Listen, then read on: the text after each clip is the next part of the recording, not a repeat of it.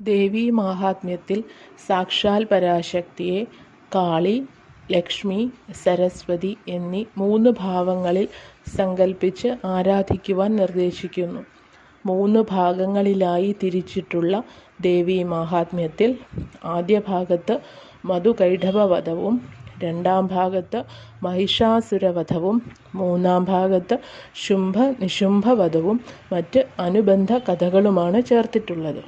ദേവീ മാഹാത്മ്യം നിത്യേന പൂർണ്ണമായി പാരായണം ചെയ്യണമെന്ന് ആചാര്യന്മാർ നിർബന്ധം പിടിക്കുന്നില്ല.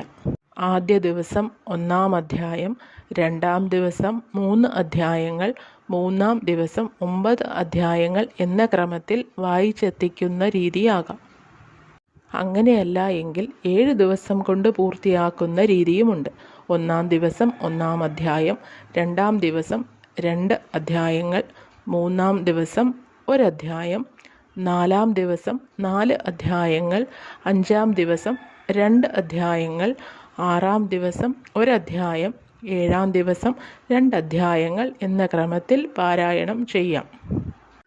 സാധാരണയായി ഞായർ മുതൽ ശനി വരെ 7 ദിവസങ്ങളിലായി പാരായണം ചെയ്യുന്ന രീതിയാണ് ഏറെ പിന്തുടർന്നു വരുന്നത്.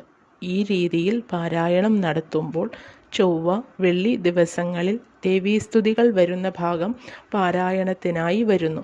ചൊവ്വ, വെള്ളി ദിവസങ്ങളിൽ ദേവിയെ സ്തുതിക്കുന്നത് ഏറെ വിശേഷപ്പെട്ട കാര്യമാണ്.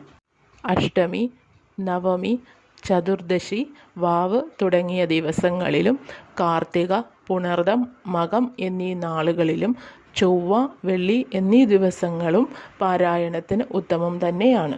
രോഗശാന്തി, ശത്രുജയം, ദാരിദ്ര്യനാശം, ഭൂതപ്രേതാദി ഉപദ്രവശാന്തി എന്നിവയ്ക്കും ഭർതൃ, സന്താന, വിദ്യാലാഭങ്ങൾക്കും തൊഴിൽ ലബ്ധിക്കും ദേവീ മാഹാത്മ്യ പാരായണം ഉത്തമമാണ്. മരണസമയത്ത് ദേവീ മാഹാത്മ്യം പാരായണം ചെയ്യുന്നത് കേട്ടാൽ മുക്തി ലഭിക്കും.